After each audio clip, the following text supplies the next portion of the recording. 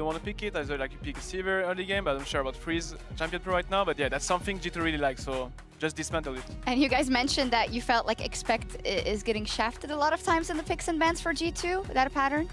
I feel like, you know, G2, they like to play the game correct. When it took, I think in pick and ban, you know, he's had a lot of blind pick Aurelius into bad matchups. But generally speaking, when it comes to how you want to win a game, you want to put your bot lane, which is usually G2's stronger side, into the waves that push out. You put Expect on the lanes that are pushing in and just let him soak and then scale into team fights. And that's a fine idea to have in game. Once again, no, Sean, please take it away. I just said like, yeah. In the game, of course, in the draft, I don't think like he's getting a lot of like praise. Like, okay, we're gonna give you the last pick so that you get the best pick. But during the game, I still feel like once they get like the freezing lane for Expect, they instantly like play around it. Like I remember like close to the Flame Horizon against Parang against Rockets, which was really impressive and good control from G2 to stall out the game. So yeah, let's see how it goes. I expect. Sorry, Sivir Karma to be contested. Yeah, welcome to our life. All the time. Expecting him to be contested, and at this point, it looks like we're basically on track for the last game as well. The Malzahar, the Nidalee, the 2 jungle bans out as well. Do you really think that we're going to see the change up here with the Karma? Will it be let through for first pick once again? I think, you know, with this in mind, I don't think Sivir should be high priority in this series because Trundle and Karma are open. So as long as these 2 champions are in the mix, I don't think any of these teams are going to care about Sivir too much unless it's finally safe to pick it in a later rotation. And exactly. Carbon copy, Shen probably coming out here from the side of G2. Well, that's what I was going to say. Either you ban the Shen and allow the Karma through, or you can also ban the Karma and then see if they're going to first pick it. But we do see the carbon copy on the bans. So that leaves us Karma, Sivir, rek'sai as the high priority champions. Yeah, Gragas also pretty good there. Like, it's kind of strange to me that G2 decided to opt in for these bans because I feel like they banned these 2 champions because they lost the game against us with these champions. That's why every team bans it. And you know, with that in mind, you know, they have, you know, the biggest reason I mention this is because they played the Gangplank, which is considered a good matchup into Shen. The Gangplank ult more useful than the Shen ultimate, and if you have that prepared and you want to play it, why are you banning Shen? Yeah, so again, like Irelia being banned, you want to contest gnar, Odoamne likes it, Expect likes it, so maybe you can see a first pick gnar, you would have like, some ideas behind it. But I'm not sure about what is the priority right now of H2K. Like they can also go for a jungle pick, they can also go for the AD carry pick, and of course the Karma pick. And the Karma is locked in. So how does this now affect, like, would you expect Mithy to be prioritizing the Bard here, or? Yeah, it could. Otherwise, you can also go like for Nami, like instead of this, because usually most of the matchup in blue side, you often have the counter pick for the top laners. So you can get at least a matching bot lane on the red side, so that you counter pick top lane, and maybe you can play around it. And for the blue, like usually you pick Karma first because this is so safe as a flex pick anyway mid, but also like as a bot lane matchup, you just want Karma to say, okay, we get Karma, we're happy, and maybe Sivir gonna come into the run. I feel like Sivir as a champion is strong, but the biggest reason why it's picked early very often is because you want to hide your cards, and she does fine into a lot of matchups, but there are still ways of dealing with her. Lucian is a prime example of how you deal with Sivir, Trundle is a prime example of how you deal with Sivir, and there are matchups that can do well into Sivir. So I think, you know, G2 are very, very happy with just hiding their AD carry pick for as long as possible. How do you think the Caitlyn is going to be changed on this one? Because we're seeing an adaptation away now. We'd have Caitlyn Karma. Is that a lane that even synergizes particularly well in your estimation here? I think it's pretty good. You know, you can poke, you can push. I think generally speaking, it's a strong lane. But the thing is, what I'm worried about is the fact that Jhin pops in, Ashe pops in, 2 very powerful champions if they get put in the proper matchup, and Caitlyn is the one. Yeah, bottom lane wise though, we've heard a lot that Zven and Mithy aren't afraid to even take a losing matchup even, and sometimes even opt into it. So it seems that they, on top of being really good, have a lot of freedom in this pick and ban. Yeah, and rek'sai is picked this time for G2, so they're just trading a little bit the draft. That's pretty funny. If there's like Sivir and Gragas on H2K side, would be just the reverse, which happens sometimes in practice. It screams because like it's not really, the draft is good overall, like it's decent, but it's just about how you play the game and how you put your priority on it. Oh. Oh. And we are hecarim and Lissandra lock in. All right, we talked about basis. Lissandra right before. I said like I liked Ryu and an aggressive champion, but now Caitlyn is open and Caitlyn is the best champion against Lissandra. But hecarim we also have to talk about. I feel like the only reason they decide to opt in for the blind pick mid is because you can safely assume G2 are going to last rotate mid, but they have to reveal their AD carry. They have to reveal their AD carry in the rotation unless they want to last pick AD carry, which is very uncommon, but they have the possibility to do so because Azir is open, very good into Lissandra, so I'm not too happy with the Lissandra blind. I'm not super happy with it blind, but maybe we've spoke about Ryu on the Lissandra, has that ability to maybe call a few more shots now, but out of the meta for a very, long time in the summer split at least, not a you know, a particularly well-picked champion. Yeah. Looking at it, Azir was up, Vlad was up, these other picks that are potential picks just at the top of the match. Something that is worth mentioning, though, is the fact that Odoamne has played Lissandra top. True. And, you know, he might play it into the Gnar. It's a fine matchup to play. Gnar, it reminds me of the Rumble Gnar matchup, and it can be put into there. So maybe H2K are looking at Lissandra as a flex pick. Yeah, we'll see what Prolly has in mind. Here you should be careful because like if they get also an AP mid and an AP top, then Gnar will be like Malmortius or like Spirit Visage in a way, and then he can handle really well those matchups. I see like Sivir Tamkench being locked, Tamkench being obviously support, and I think this bot lane is really bad because Sivir power is always coming from laning phase, pressure, pushing the wave. That's why Karma and Nami, even Janna has very good with her. But when you get like tanky, like Sivir Tahm or like Sivir Braum, it's like that, you instantly surrender on bot lane and say, okay, we're gonna win other side of the map, but they already revealed the Gnar, so I hope Perkz has something in mind to counterpick the enemy mid. I feel like in this case, Tamkench, they think of it as a Lissandra counter in team fights, but I have to agree with you. In terms of laning, it's very, very weak. It is top, or it could be Vlad top, of course. At this point, does this open up for like the likes of a Cassiopeia lane that we've seen a couple of times into the Vlad? Now you've got the added protection, something that scales, like a Ryze perhaps? Yeah, so it seems like Lissandra top though. And it's true because like if there is Lissandra, you expect it to be mid, and Ryu has been lacking this champion so far. But yeah, it comes into with the Odoamne idea, like when Irelia is banned, so you have no counter AD for Gnar, so then you go into Rumble, he liked it, now he goes for Lissandra, so yeah, Odoamne likes AP champion with Gnar. I think it's important to mention as well, like the reason the Sivir and Tamkench get locked in because they know for a fact that H2K can pick a better bot lane matchup into them. They had to reveal AD carry, and with that in mind, you know, you just have to pick something that is going to impact the game as most as possible because you need to assume that you lose this lane. So I like the pickup, and of course we need to expect G2 to just play around top lane the entire game. Or lane swap. Or lane swap around it, but if I would like, if I were H2K, I would expect G2 to look for the lane swap, so I would like think already that okay, they can be top, so either we match it, either like we invade them, either we trap them, but yeah, I think like this is a decent draft from both teams and they can play around their strengths. Yeah, we will see what happens. Very interesting choices from both teams. We'll be back after the game, but for now, it's over to our casters. Thank you very much, Shox. Once again, joined by Andrew Vedius Day here for our second game in this match of the week. Really interested to see exactly how this is going to unfold, as the coaches were talking about their lane swap could be pretty important. But while we have this brief break, guys, head on over to Twitter. Tweet at us at LOL Esports, hashtag H2K win, or hashtag G2 win. H2K fans coming out in force in the last vote. Maybe G2 can swing it back in their favor this time around. Vedius. Yes, my friend. We got a lot of interesting picks coming out on the side of H2K. What is your lane to watch here? The dank kench lane. Simply because he's awesome. Anyway, no, he is a really cool lane. I like the fact that it was picked into the Lissandra because of the single target damage. But I think it's cool. I think this should be a good matchup. You can hear the energy of the crowd.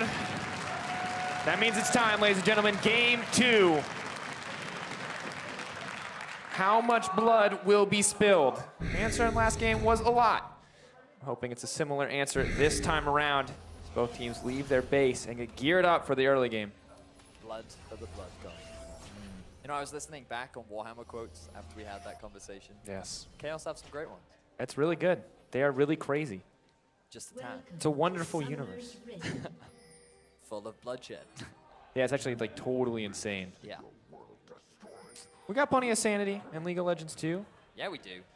We have essentially a river demon dressed up like a manatee that with a bib that eats people, you know? Not only through helping, but also through hurting. He's just like, I'm sure he was inspired on Lickitung. That's at least who he reminds me of. Like how we're trying to swing it back to Pokemon. I'm not trying to swing it back to it. I'm just being honest, Sifa. I'm very aware of that right now, man. I mean, he reminds me of a Lickitung. That's who I thought he was upon initial release. I like giant angry catfish demon better, personally. All right, that's solid. But we are playing on 6.13, so no crazy Ryze stuff just yet. But he's still a pretty powerful pick. He's going to scale very well. Mid lane matchup should be an interesting one. Typically during the early laning phase, remember that Vlad would be known to have that advantage. But because of the recent nerf that did happen to him, he's not as potent as he was, but he can still push that Ryze around. He can still be aggressive. He has a lot of sustain available to him, utilizing that Crimson Rush. See how that unfolds as we enter this lane swap. Mithy getting aggressive in here, spotting out the jungle. He's going to play the irritating support game as he follows them through on this clear path as we watch them trade. But the rest of G2 is here too. Looks like a little bit of a surprise. Mithy's going to dom this up. Looks like it could be first blood here. Jankos speeding away, but G2 grabbing one. What a great way to start for G2. Not only did Mithy get a successful pressure off, but he was then followed up by Trick, followed up by Expect. Not your standard lane swap, and this is great to see G2 changing up convention. Absolutely. I think taking advantage of the fact that so many teams just expect only the support to be there when you come into harass early game to try to limit the jungle clear. Now they definitely have the tempo advantage. That's going to be absolutely massive for the team. Odo already burning his TP. Expect doesn't have to whatsoever. Not only that, G2 appear to be ahead in the lane swap as well. So, I mean, great first blood for them. You asked me who I was excited to see, and it was this tahm kench. And that play wouldn't have been allowed to happen if it weren't for the fact that he could gobble you up, spit you out near the rest of his team. And that resulted in a clean kill for G2. Not only that, remember that Jankos, he doesn't have flash. He did go for the ghost. So that invade was so much more likely to succeed. Really good understanding from G2 and really good execution overall. Taking those variables into account, paying off for them in the end as Expect takes one last tower shot before he's going to do his best to catch the wave and pick up the CS here. Odoamne mirroring him on the bottom side.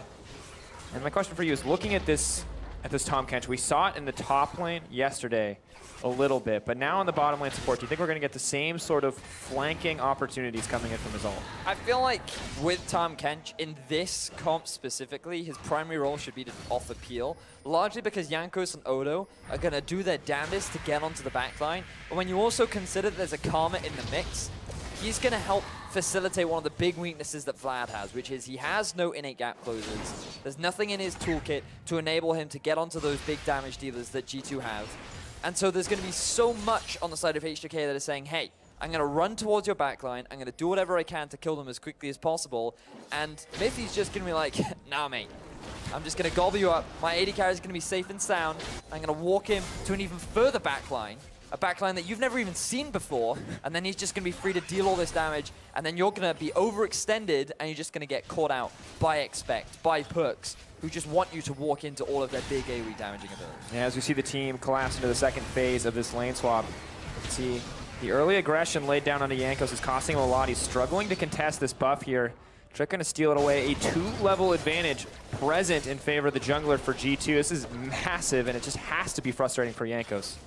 And what I'm curious to see is whether or not G2 put any value on the Dragon, because they could right now rotate up, pick that Ocean Drake for themselves. Expect doesn't have the teleport, but it could be something that they look to try and give themselves a bit of an edge, especially if H2K go for the bounce, which it looks like they have decided to do. This is actually really good for the side of G2, because the only risk they would have had is note that H2K were a little bit faster on getting to the turret. If they'd use their numbers and use their tempo to push that minion wave towards G2's tier 2, then this Dragon would have been very detrimental to the side of G2. But they realized that the bounce was coming out from H2K. They realized what was going to go on throughout the rest of the map. And they said to themselves, okay, this should be a free and easy Drake that's not going to affect us in terms of tempo or affect any of our laners negatively. Great spot to be for G2, of course. These small tempo advantages starting to add up. Kill, really the only thing that's giving them any sort of gold advantage at this stage is the towers are evened up. But having that Ocean Drake is huge, and with the next spawn being an Infernal, we can expect there to be a lot of fighting around that objective. The only caveat to that is both teams have somewhat scaling compositions. H2K will hit their spike a little bit earlier than G2, so if anyone's going to try and force a fight, it is likely to be them. And right now we are just seeing a continuation of the lane swap where you rotate your AD carry and supports to the lane that is pushing against you so that you can get the shove on, push it towards the turret, have it push back in your favor. As Ryu taking a lot of damage. Oh, Perkz doing so much, but he's out of mana. The saving grace for Ryu. The empowered Q going to heal so much back up. Doesn't want to risk using it against Perk and getting caught out, but the Ocean Drake going to start regenning a little bit of that mana. Really oppressive lane case coming in for Perkz. Dash forward, ult comes out for Ryu. But he's happy to just trade spells there. Perkz, of course, just about to get that flashback. And we look at the bottom side. Pressure continuing for H2K, but Trick is on the way down. Immediately going to be scared away by Freeze roaming into the jungle. He's like, it's cool. I'm just making my presence known. And as you'll see, Zven trying to do the same on the other side of the map. He has to be careful, though. He does have good vision in his half of the map, but now the rest of H2K are rotating around to the mid lane. And Mithy has responded by saying, okay, I'm here to provide any support for Perkz if he should need it. Of course, Perkz still relatively low on mana. The Ryze wave clear. Is it going to be enough to clear out for the tower? Odo making sure that they can keep this protected. Moving in onto Trick. Trick potentially overstaying is welcome. Jankos only level 5, though. No ultimate available to keep the CC together, and Mithy just waiting over the wall. Gobble him up, hit that note button right when it's needed. So H2K will be able to secure their own blue buff. Big deal for hecarim in particular, who can be quite mana intensive in the early game. Going to allow him to continue his power farming style. The Lightning Pony will do what he can to just charge on through the jungle, scale up nicely, and I wonder how he's going to decide to itemize. Personally, I'm not a fan of the Trinity Force hecarim in the jungle. I think it's great for solo queue, and I think that if you get an early lead, it can quickly transition to this unstoppable onslaught of shadows that really no team has any answers for. But the thing with Trinity Force is that it's such a big gold commitment. It is such an expensive item. As a jungler, it means that you have to sacrifice all this early game pressure in order to just continue being a bit of a selfish player to get yourselves the item to enable you to do more damage. And I felt like going for something like the Iceborne Gauntlet, going more towards tanky and utility and sticking onto the backline will be more beneficial when you already have so much damage available to you on the side of H2K. Well, Jankos splitting a little bit in how he wants to do the build. Does have the challenging smite, a little bit more dueling potential here, but still opting for a tankier build path with the Cinder Hulk thus far. Got to keep our eyes on if that Trinity Force is going to come out. But suddenly, two members of the G2 are moving in. Trick comes over the wall, looking for the knockup. Is going to hit 2. Perkz is a little bit too far away to get this one started. He'll look to continue here, but G2 putting tons of pressure down. Odo backing off on the top side. TP's ready for him. H2K want to turn this. They have the pink ward for the flank.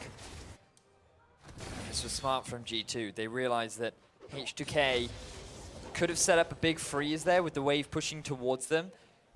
Both Zven and Mithy would have been in a very dangerous situation because they would have been on H2K's half of the map. Jankos could have looked for a potential ult. Odo could have come in for a potential flank. And so by sending Trick and Perkz to the bottom half of the map, they're enabled to shove that minion wave all the way underneath the turret. The wave will now bounce back, and that will allow both Zven and Mithy to farm a little bit safer and then return the lane to normality.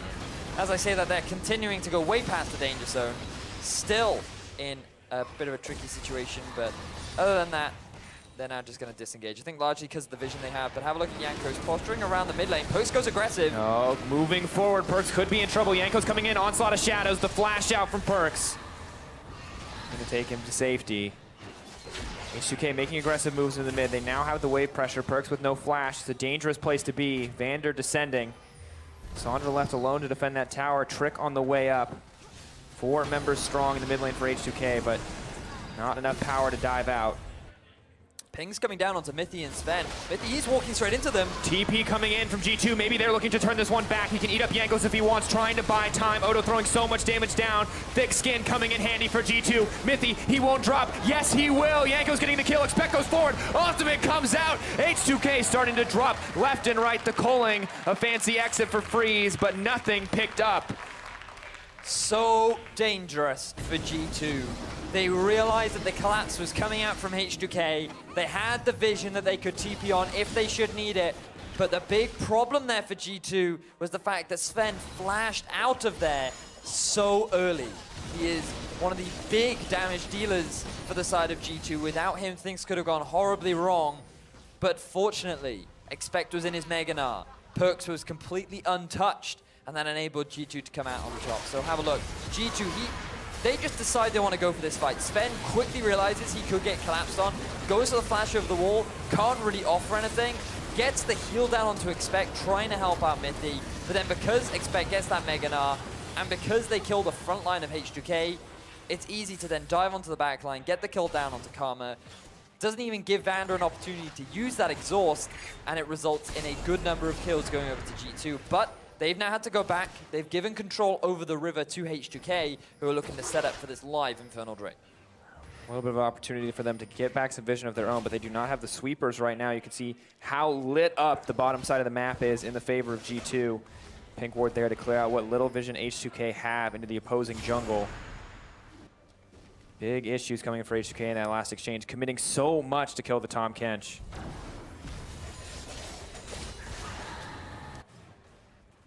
Now looking as Freeze pushes up the bottom lane. I mean, what is the next move for H2K here? They're definitely not out yet. The gold lead is not massive for G2, but they definitely have to play a little bit safer. The problem is for G2 is the only completed item they have right now is the Cinder Hulk on Jankos and the Rod of Ages on Odo. And that means that G2, they are not afraid to try and force this play. Perkz coming in, ready to start the fight, zoning out Odoamne, knows he can win the 1v1.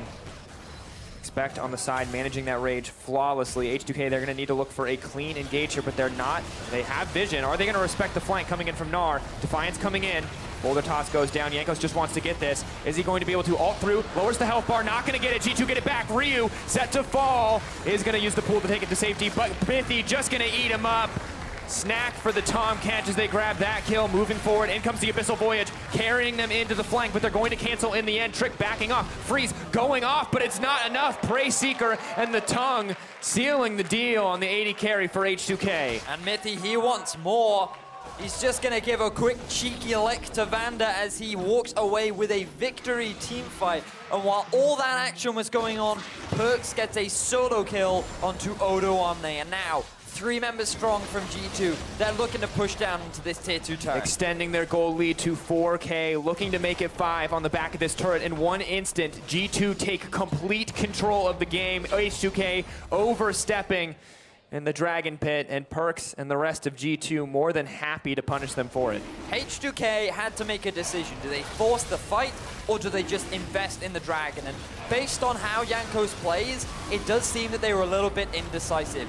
Because at this point, if you're just going for the steal, then allow Jankos to just go for it. Don't invest all 4 members, because we'd already discussed how right now, G2, they have the item advantage. They have the overall team advantage at this point, because Freeze, he hasn't completed his Ghost Blade. Ryu hasn't even completed his Spectre's Cowl, and they still haven't. They are so far behind right now, this early on into the game. They're supposed to have a composition that spikes in the mid game, but G2 with their very early advantage were more than confident enough to know that they would come out ahead in that fight. And with great execution, not only zoning away the big crowd control of Odo, they get themselves the Infernal, they get themselves a bunch of towers, and they've extended that gold lead so far. Things looking so grim on the side of H2K. Odoamne only level 9. Expect matching him, so it won't be too big of an issue, but if he has to match up against Perkz again, it could be devastating. Rod of Age is the only item left to him. H2K, they're not giving up. Just like last game, they're still making aggressive moves, still fighting for vision, still fighting to trade objectives on the match. It just gets so difficult moving forward. Expect has Mega Gnar, but is he going to get the opportunity to use it? Locked up, he knocks him into the wall. This could be the turn. Mithy on the way in. TP coming in for H2K. This is disastrous. Mithy just going to walk his way out of that one. Massive commitment of resources from H2K, but G2 are pushing in. They can break the base if they do not get the backs off in time. Moving forward, Mithy in trouble. He's going to flash out to safety. Freeze dashes forward. Thick Skin is still available. Expect with the BM, he's just going to laugh it off. He knows his team is taking down that inhibitor tower. Could the inhibitor fall too? It's only 15 minutes in. G2 extending their lead to 6K. Unbelievable play coming out from G2. The collapse comes down onto Expect. He thinks that he's in some serious trouble, but then Mithy's there to save the day. He took Expect to the warm embraces of the back line. The H2K, they just didn't know what to do. They didn't know where it was. And then all of a sudden, G2, their whole goal was stop the backs. That enabled G2 to continue their pressure up in the top lane. They get themselves the tier 2, they get themselves the tier 3, and now they're going to get themselves a Rift Herald. Absolutely happy to have that one. Looks like it's going to be given over to Trick in the end. A little bit more lethal in the hands of that jungler. 4-0 and 2, the scoreline for this guy. Nearly 100% kill participation. And an absolutely flawless performance thus far. Picks up the Aegis nonetheless. So Vlad and Lissandra not putting out a ton of damage at this point. Vlad only with the Spirit of Visage, Rod of Ages for Lissandra, and now it's being mitigated even more. And remember that Vlad did have those nerfs or not only to his Q, but the changes to his passive as well, which means that now it's sort of flip topsy-turvy. You gain more health, or it's complicated. But the point is, he does less damage right now, going for the early Spirits Visage. Absolutely. Yes, he's tankier. He's very tanky, but he doesn't get as much AP as he used to, which means that at this point in the game, he is not as strong.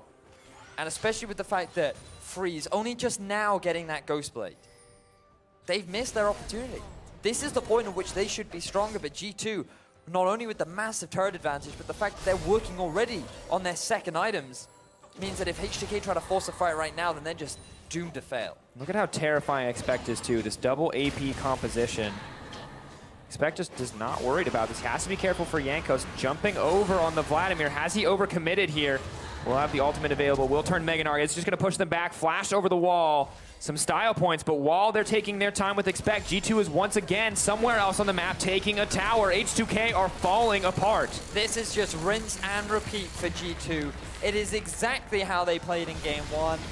Every time H2K try to force a play, even if they come out ahead, it is always G2 countering it with an objective somewhere on the map. They extend the number of towers taken to 7.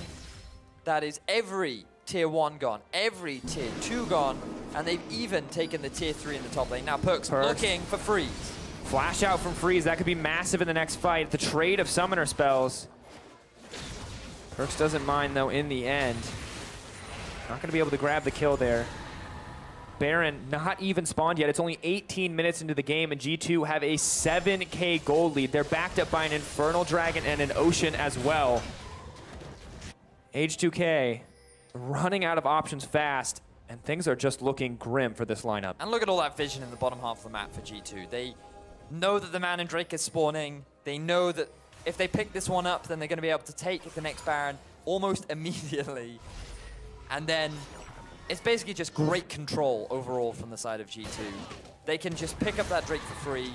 Expect can continue his pressure in the top. Ryu had to be sent, and now Jankos used Ghost to try to attempt the top lane. I don't even know if they have the damage to kill Expect right now. He already has the Dead Man's Plate, the Hex Drink, or the Jarm's Fist, which is stacked up. And G2, they're just going to grab another objective. This is not good for H2K. They want to force something so bad, but it is not working out for them. very unfortunate right now for H2K. We wanted a bloodbath sivir once more. Vladimir being that blood lord. We thought that he would deliver, but unfortunately all he's done is deliver his blood to the side of G2. 7-1 in kills, 8,000 gold lead, 7-3 in towers, and already those second items have been completed. And have a look at Perkz. His eyes are set on getting the blood of Odoamne. Flash for Odoamne. Is he going to be able to make it out? Has to burn both the Glacial Path and the Flash in the end to make it to safety. But it's just a barrage of Death Brush across the map. H2K, I don't think they want this. I don't think they want any of this right now. All they want is an opportunity to come back, and they're looking for it. Mithy feared, and outside the fight, he's not going to be able to save Zven if the opportunity pops up, but he's regrouped with the team. Double TP is moving forward. Expect on the front lines. Vander going to go down. Trick, hungry for blood. In comes the Abyssal Voyage. Tongue Lick, where's he going to go? Flash forward. It's on to Freeze. Exhaust comes in. G2 are barreling through H2K. Ryu running for his life. There is simply too much damage. And G2 with the 2-for-0 pick.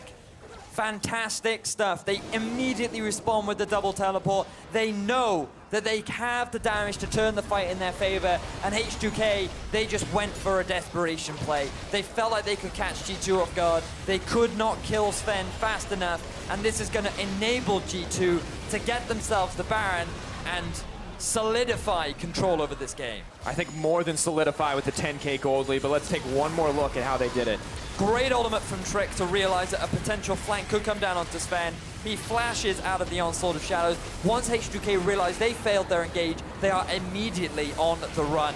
And then with the flash lick coming out from Mithy, that's enough to slow down Freeze to enable the kill. And already G2 are pushing into the base. Yeah, they broke that tower earlier. Now they're going to take the inhibitor for free. Meanwhile, the gnar pushes in the mid lane, and H2K need to figure out what their options are because they're running out of time fast. 3 dragons, a Baron, 10K gold. We cannot say it enough. This is an insane performance coming in for G2. They are making this look effortless. Trick completely unconcerned with the opposition as he pushes up another wave. Jankos just hoping to get this red buff. Trick may have his sights set on it, a 3-level lead. A battle of smites. Jankos gets it in the end. Shameful, Trick.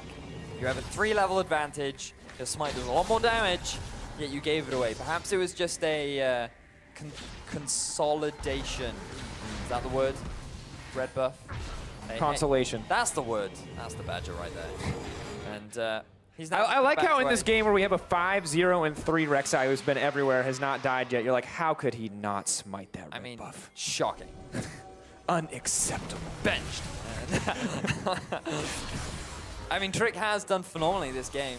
Cannot deny that, but now he's in a 1v2. He sees them and he doesn't care. There's more members on the way. Zven is ready. On the hunt is burned. Ryu and Jankos may have overstayed their welcome. Trick waiting on the knockup, but here comes Freeze. Here comes the rest of H2K. But no, G2 are ready for the flank. Keep your eyes on Expect. Moving forward, a great snare to stop the engage. Expect brings out the emos. He knows who are the kings of this game, and he's not afraid to show it. G2 moving in to break another inhibitor tower. H2K, they can't even defend this. There's just not a lot left for them in this game.